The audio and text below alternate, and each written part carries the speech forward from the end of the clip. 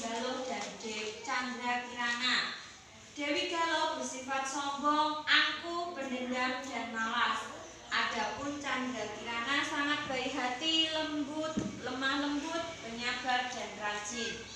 Raja Kertamarta berniat menjodohkan Candra Kirana dengan Raden Inu Kertapati.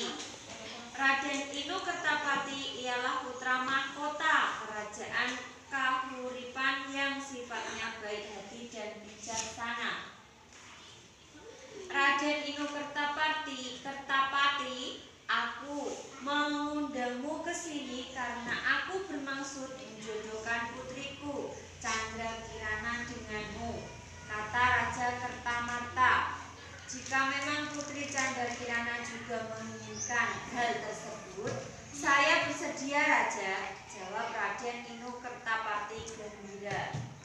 Berita tentang perjodohan Candra Kirana dengan Raden Inu Kertapati menyebar luas di kerajaan Dahab dan kerajaan Kahuripan. Dewi Galuh sangat marah mendengar berita tersebut. Ia diam-diam menaruh hati pada Raden Inu Kertapati. Ia membenci Candra Kirana karena telah merebut Raden Inu Kertapati. Kamu sudah merebut Raden Inu Kertapati dari tanganku. Kamu tahu bahwa sudah lama aku menaruh hati pada Raden Inu Kertapati. Kenapa kamu tidak menolak perintah ayah? Tanya Dewi Galuh. Maaf, aku tidak berani menentang perintah ayah, jawab Candra Kirana. Aku tidak akan memaafkanmu, Candra Kirana. Aku akan membuatmu menderita dan akan menggagalkan pernikahanmu, seru Dewi Galuh. Tolong, kalungku hilang. Ada yang mencuri kalungku, seru Dewi Galuh panik. Apa Tuan Putri melihat orang masuk ke kamar ini sebelum kalung itu hilang? Tanya seorang prajurit. Tadi aku melihat Candra Kirana mengendap-endap masuk ke kamarku. Kita harus menggeledah kamar Candra Kirana. Ayo, ajak Dewi Galuh. Tuan Putri Dewi Galuh, apa kalung ini yang Anda cari? Tanya seorang prajurit.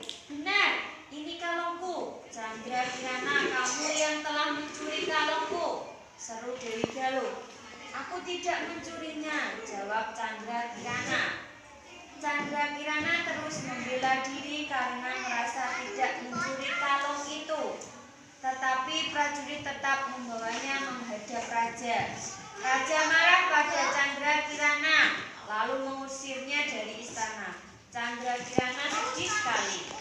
Dewi Galuh senang dapat menyingkirkan saudaranya. Ia berpikir bahwa yang akan menggantikan Candra Kirana menikahi Raden Inu Kertapati adalah dirinya. Candra Kirana yang diusir dari istana berjalan menyusuri sungai. Tanpa ia sadari, ada seorang nenek sihir. Suruhan Dewi Galuh mengikutinya. Dengan kesaktiannya, nenek sihir itu menyihir Candra Kirana menjadi keong emas. Sihir itu akan hilang jika Candra Kirana bertemu dengan tunangannya, Raden Inu Kertapati. Keong emas jelmaan Candra Kirana mengikuti arus sungai. Suatu hari, ada seorang nenek yang bernama Dadapan sedang menjala ikan di sungai. Tanpa sengaja, keong emas tersangkut di jala milik nenek tersebut. Nenek itu kemudian meletakkan keong emas di tempayan. Tempayan, tahu tempayan? Apa? Tampah. Setiap hari nenek Dadapan pergi bertani dan mencari ikan di sungai. Setiap kali nenek Dadapan pergi, keong emas berubah wujud menjadi manusia biasa. Ia pun segera mengerjakan pekerjaan rumah sebagai wujud rasa terima kasih kepada nenek itu. Nenek Dadapan terkejut karena berbagai jenis makanan sudah ada di meja makan setiap kali ia pulang dari sawah dan sungai. Selain itu, rumahnya selalu dalam keadaan bersih. Peristiwa tersebut terjadi berulang kali sehingga membuat nenek Dadapan curiga.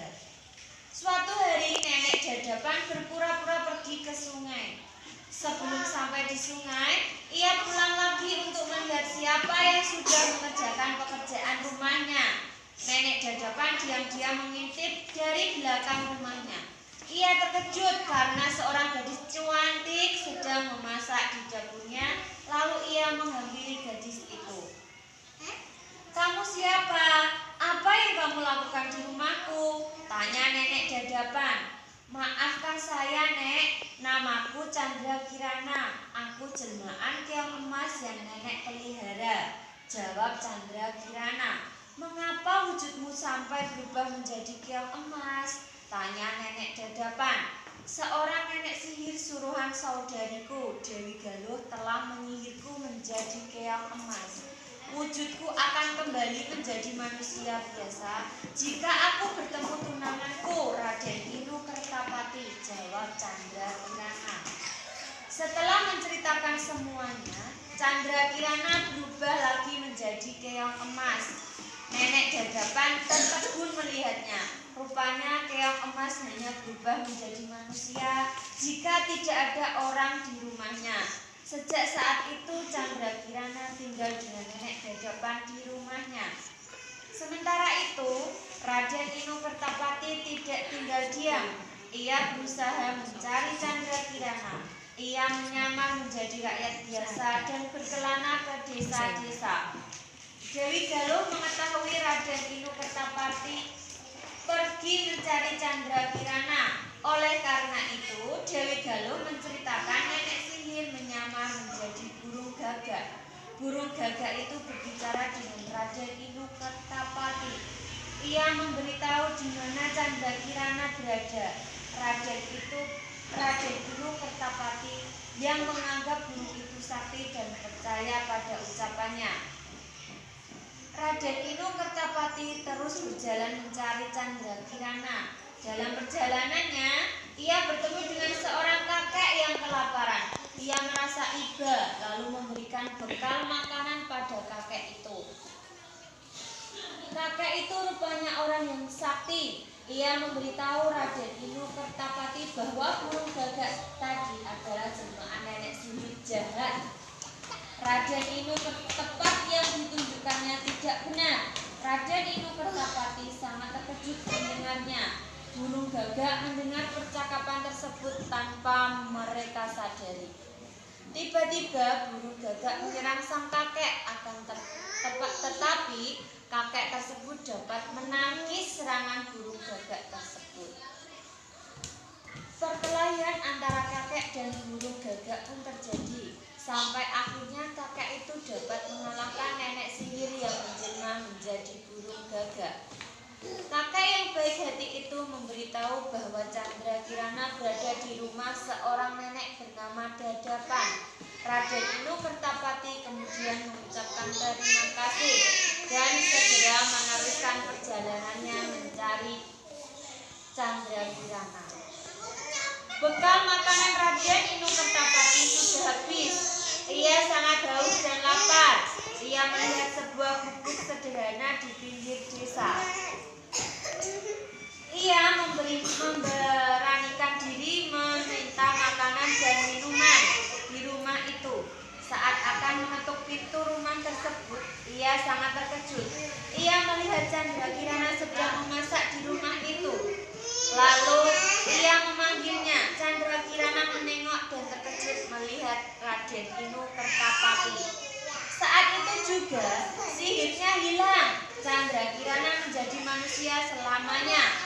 Ia sangat senang dan menghampiri tunangannya. Saat yang bersamaan datanglah seorang Nenek Dadapan. Nenek Dadapan, perkenalkan, ini tunanganku. Namanya Raden Inu Kertapati. Sekarang sihir ini sudah lenyap, Nek, ucap Chandra Kirana. Terima kasih Nenek sudah mengizinkan Chandra Kirana tinggal di sini. Sebagai wujud terima kasih, kami akan mengajak Nenek Dadapan tinggal bersama kami di istana, ujar Raden Inu Kertapati sambil tersenyum. Raden Inu Kertapati, Chandra Kirana, dan Nenek Dadapan kembali ke istana. Raden Inu Kertapati menceritakan menceritakan semua kejadian yang mereka alami. Raja Kertamarta meminta maaf pada Candrakirana karena telah mengusirnya dari istana. Ia juga menghukum Dewi Galuh karena telah memfitnah Candrakirana. Dewi Galuh pun diusir keluar istana. Akhirnya Raden Inu Kertapati dan Candrakirana melangsungkan pernikahan. Semua rakyat di dua kerajaan berpesta pora. Sejak saat itu, kerjasama antara kerajaan Daha dan kerajaan Kahuripan terjalin erat. Rakyat di kedua kerajaan itu hidup damai, makmur, dan sejahtera. Nah, iya, itu tadi cerita dongeng Keong Emas, ya, Keong Emas. Keong Emas tadi bernama siapa? Siapa ngajeng ini? Nggak tahu. Namanya Keong Emas tadi adalah Candrakirana. Saudarinya yang jahat siapa namanya? Nenek sihir. Nenek sihir. Terus siapa lagi? Dewi Galuh. Kalau tunangannya Candrakirana siapa? Raden siapa tadi? Raden siapa? Ayo. Raden Inu Kertapati. Tuh ya. Itu adalah cerita dari legenda Keong Emas. Ya, ini tadi kegiatan kita hari ini ya, mendengarkan ceritanya Bu Guru, ya apa tidak? Ya, besok kita kegiatan lagi bercerita, mendengarkan dongeng lagi ya. Senang apa tidak? Senang mendengarkan cerita ya. Besok kita ulangi lagi berceritanya ya. Hari ini cukup sekian ya. Ya. Dah. Assalamualaikum warahmatullahi wabarakatuh.